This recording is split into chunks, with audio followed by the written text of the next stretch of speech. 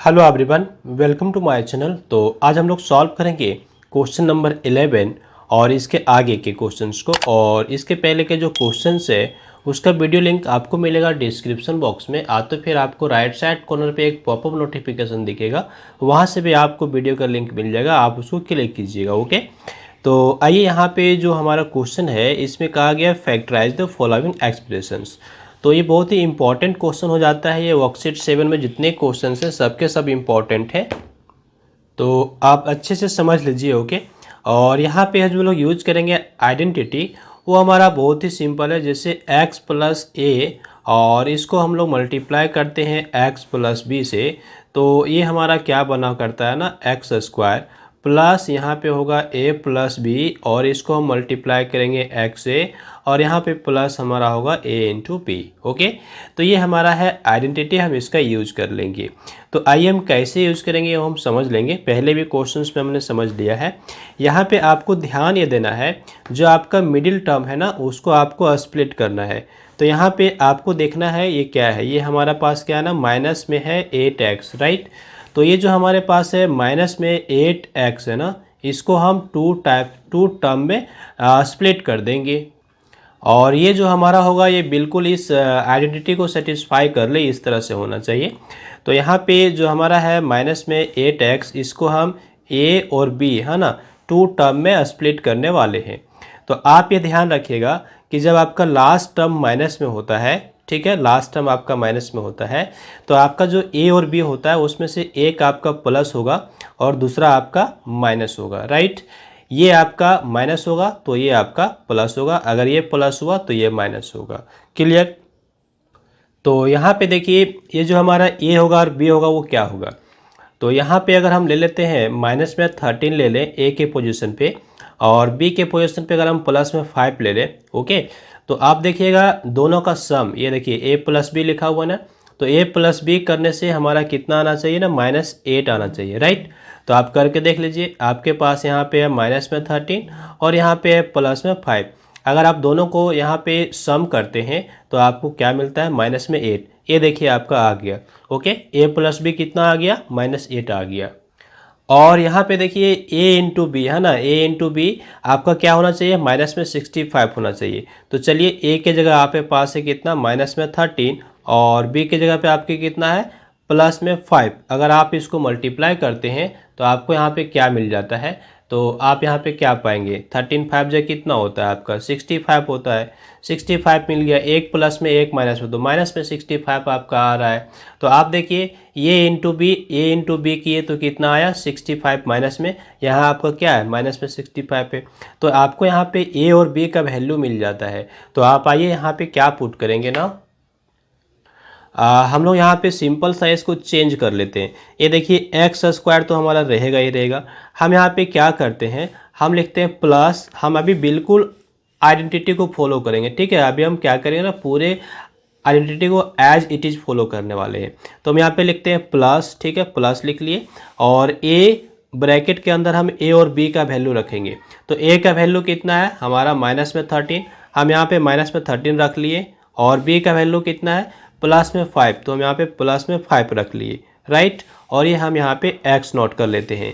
आगे हम फिर से प्लस लेंगे, a के जगह पे क्या आया, माइनस में 13, हम यहाँ पे -13 नोट करते हैं और इसको ब्रैकेट के अंदर रख लेते हैं चूँकि ये माइनस में है, और b से मल्टीप्लाई कर देते हैं। तो b का वैल्यू क्या है, +5, ठीक है। अभी आप देख लीजिए इसका मतलब क्या हो रहा है ना, इसका मतलब ये हो रहा है, ठीक है।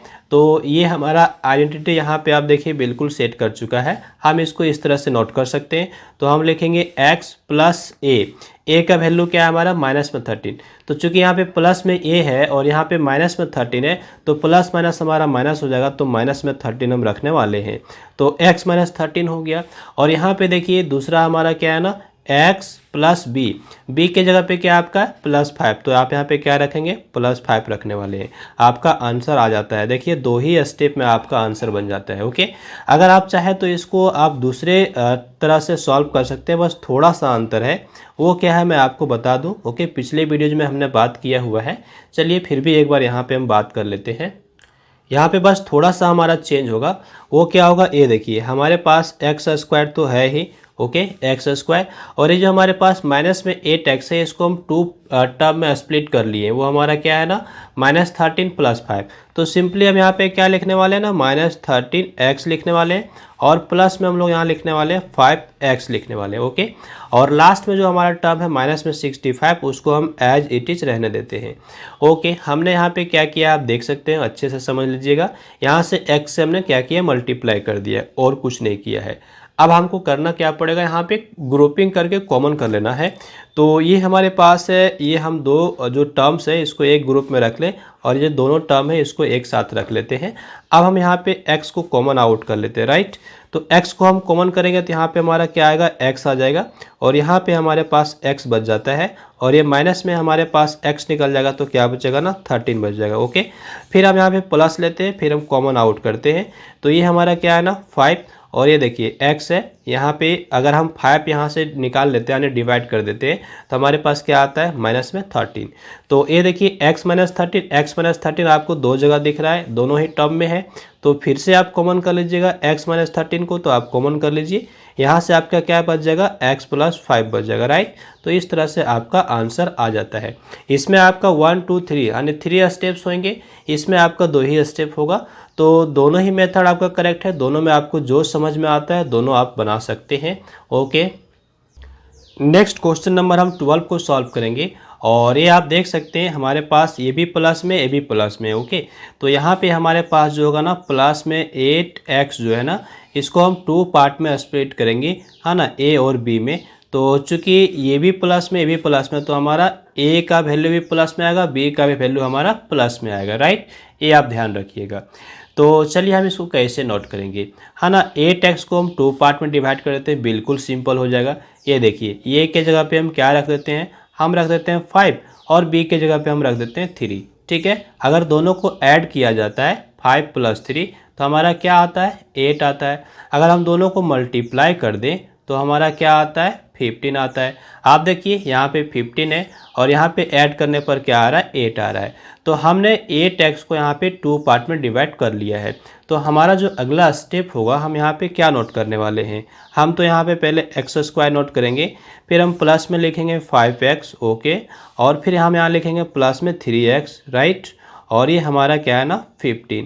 हम यहाँ पे कॉमन कर लेते हैं, ये जो सेकेंड मेथड है इसको हम यहाँ पे फॉलो कर रहे हैं, ठीक है। आप चाहें तो फर्स्ट मेथड को भी फॉलो कर सकते हैं। तो आइए यहाँ से हमारा ग्रुपिंग हो गया ये 2 टर्म्स का और ये 2 टर्म्स का, हम यहाँ पे कॉमन आउट कर लेते हैं। तो कॉमन आउट करने के लिए हम ब्रैकेट पुट करेंगे और ब्रैकेट पुट करने के बाद यहाँ पे हमारा x कॉमन है दोनों में, तो x यहाँ बच जाएगा और यहाँ पे हमारा 5 बचेगा। यहाँ से हमारा 3 कॉमन आउट होगा तो यहाँ बच जाता है x और ये बच गया 5। तो x + 5 हमको दोनों ही टर्म में दिख रहा है, तो फिर से कॉमन कर लिए x + 5, यहाँ पे बच गया x + 3। तो इस तरह से ये हमारा क्या हो गया ना फाइनल आंसर। क्वेश्चन नंबर 30 में अब ध्यान दीजिए, यहाँ पे लास्ट टर्म आपको क्या है ना नेगेटिव है, ओके, माइनस में है, और मिडिल टर्म क्या है आपका पॉजिटिव है। तो जब भी आप ये ध्यान रखिएगा कि लास्ट टर्म में आपका पॉजिटिव होता है, नेगेटिव होता है, तो आपका जो यहाँ पे आप 2 टर्म लीजिएगा, जैसे 2x है हमारा मिडिल टर्म, इसको हम 2 पार्ट में स्प्लिट करेंगे a और b में। तो a और b जो हमारा आएगा, एक तो हमारा माइनस में आएगा, दूसरा हमारा प्लस में आएगा, या तो अगर पहला हमारा प्लस में होता है तो दूसरा हमारा माइनस में होगा। आप देखिए आपको कितना चाहिए 24 चाहिए मल्टीप्लाई करने पर, यानी कि a और b को मल्टीप्लाई करने पर आपका आ जाना चाहिए कितना 24, और a और b को अगर आप सम कर देते हैं तो आपका आना चाहिए कितना, यहाँ पे 2 आना चाहिए, क्योंकि कोफिशिएंट 2 है तो हम कोफिशिएंट की बात कर रहे हैं अभी। तो आइए आप 2 को 2 पार्ट में डिवाइड कर लीजिए। तो बिल्कुल सिंपल है, आप देख सकते हैं यहाँ पे आप लिख सकते हैं 12 प्लस में और माइनस में 2, ठीक है। तो अगर आप a के जगह रख देते हैं 12, ठीक है, और b के जगह रख देते हैं -2, तो अगर आप इसको मल्टीप्लाई करते हैं तो आपको यहाँ पे -24 मिल रहा है। ये देखिए आपके पास है यहाँ पे। अगर दोनों का आप डिफरेंस लेते हैं तो डिफरेंस लेने पर आपका क्या आता है, ये आप ज़रा देख लीजिए। यहाँ पे आपका डिफरेंस आ रहा है +10। क्या आ रहा है +10। क्या यहाँ पे +10 है? नहीं है। इसका मतलब ये जो आपने a और b लिया है ये आपका क्या हो गया ना, बिल्कुल काम का नहीं है। ठीक है, ये आपका नहीं चलेगा। तो आपको ए और बी का वैल्यू को चेंज करना पड़ेगा। अब आप क्या चेंज कीजिएगा, आप ज़रा सोचिए। तो आप यहाँ पे ज़रा रख दीजिएगा, ये देखिए ए के जगह अगर आप 6 रखते हैं और बी के जगह आप अगर माइनस में 4 रखते हैं तब क्या होता है आप देखिए, तब आपका काम हो जाएगा। वो कैसे, यहाँ पे 6 को अगर आप मल्टीप्लाई करते हैं -4 से तो ये क्या होता है, माइनस में 24 होता है। और अगर आप इसका डिफरेंस लेते हैं, ठीक है, डिफरेंस लेंगे यानी कि सम करेंगे तो आपको क्या मिलेगा, 6 - 4 दैट इज़ 2 मिल जाएगा। देख लीजिए यहाँ पे 2 आपको चाहिए था और मल्टीप्लाई करने का 24 चाहिए था। तो आपका जो है आ चुका है ए और बी का वैल्यू। अब यहाँ पे आप नोट कर दीजिए। तो हम लोग यहाँ पे क्या नोट करेंगे, हम लोग यहाँ पे नोट करेंगे x² और प्लस में लिखने वाले हैं 6x और माइनस में लिखने वाले हैं 4x और माइनस में 24। ये देखिए यहाँ से हम ग्रुपिंग करके अगर हम कॉमन आउट करते हैं तो ये x और ये प्लस में 6, यहाँ से अगर हम ग्रुपिंग करके कॉमन आउट करेंगे तो -4 हमारा निकलेगा। तो यहाँ पे x और -24 है, अगर -4 निकाल लेते हैं तो यहाँ पे प्लस में 6 बचने वाला है। x + 6 2 टाइम्स आपको दोनों ही टर्म में दिख रहा है। आप इसको कॉमन आउट कर लिए, यहाँ पे क्या बच गया ना, x - 4, राइट। तो ये हमारा बन गया फाइनल आंसर। अब देखिए नेक्स्ट क्वेश्चन नंबर 14 पे आप ध्यान दीजिए। ये भी आपका मिडिल टर्म माइनस में है, लास्ट टर्म भी माइनस में है। जब दोनों ही टर्म आपके माइनस में हुआ करते हैं तो आपका क्या होता है ना, ये जो आपका ए और बी हुआ करता है ये ऑब्वियस है, एक प्लस में होगा और दूसरा आपका माइनस में होगा। अगर ये माइनस में हुआ तो ये आपका प्लस होगा। जब दोनों के दोनों आपके माइनस में होते हैं तब, ये कंडीशन आप ध्यान रखिएगा। अब देखिए यहाँ पर आपका जो आएगा वो क्या आएगा, आपके पास क्या है ना, माइनस में है 3x, राइट। क्या है आपके पास, माइनस में है 3x। इसको 2 टर्म में आपको डिवाइड करना है ए और बी में, ओके। मल्टीप्लाई करने से कितना आना चाहिए, 54, और ऐड करने से कितना आना चाहिए, -3 आना चाहिए। तो आप यहाँ पे क्या कीजिए ना, यहाँ पे लिख लीजिए +9 और -6 ले लीजिए। अगर आप इसका सम करते हैं तो आपका ये हो गया, ए बी हो गया। आप यहाँ पे सम करके देख लीजिए। जब आप सम करेंगे यानी कि a + b करेंगे तो ये हो गया 9 - 6, ठीक है। आपको यहाँ पे क्या बचने वाला है ना, यहाँ पे बचने वाला है प्लस में 3, ओके। लेकिन आपका यहाँ पे है क्या, माइनस में 3। क्या आपका ए और बी का वैल्यू सही है, नहीं है, आपको थोड़ा सा चेंज करना पड़ेगा। क्या करना पड़ेगा, यहाँ पे आपका जो 9 है प्लस में उसको आप माइनस में ले लीजिए और ये जो बी है माइनस में उसको आप प्लस में ले लीजिए। आप देखिए आपका काम हो जाएगा। अगर आप a + b करते हैं तो -9 + 6 आपको यहाँ पे क्या मिलता है ना, माइनस में 3 मिलता है। क्योंकि डिफरेंट साइन होने पर आप डिफरेंस लेते हैं और बड़ा नंबर का साइन देते हैं। तो -3 आपका आ गया और यहाँ क्या था आपका, -3, काम हो गया। दोनों का मल्टीप्लाई कीजिए यानी कि a × b लिखिए। तो a के जगह -9, b के जगह 6 अगर मल्टीप्लाई करते हैं तो आपको क्या मिलता है, 54 माइनस में मिलता है, जो कि यहाँ पे है, ओके। तो चलिए हमारा काम हो चुका है। हम यहाँ पे क्या नोट करने वाले हैं, हम यहाँ पे नोट करने वाले हैं x² और ये हो गया हमारे पास माइनस में 9x और प्लस में 6x और माइनस में 54, ओके। अब यहाँ से आप कॉमन आउट कीजिएगा, ये हमारा पहला 2 टर्म और ये हमारा दूसरा 2 टर्म।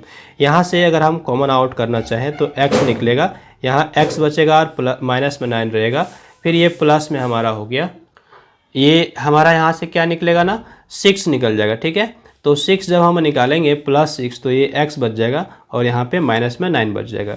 अब x - 9 हमारा 2 जगह दिख रहा है ना, ओके। तो हम कॉमन आउट कर लिए तो यहाँ पे बच गया x + 6 और ये हमारा बन जाता है final answer, correct. Question number 15 में आप देखिए, मिडिल टर्म आपका माइनस में है और लास्ट वाला टर्म आपका क्या है, प्लस पे। इसका मतलब ए और बी जो है ना दोनों आपका माइनस है, ओके। आप इसको ध्यान रखिएगा। लास्ट टर्म अगर प्लस में हुआ और मिडिल टर्म आपका अगर माइनस में हुआ तो ए और बी दोनों आपका माइनस में है, ओके। तो आपके पास है क्या, आपके पास है माइनस में 7a, राइट। इसको आप 2 टर्म में डिवाइड कर लीजिए ए और बी में।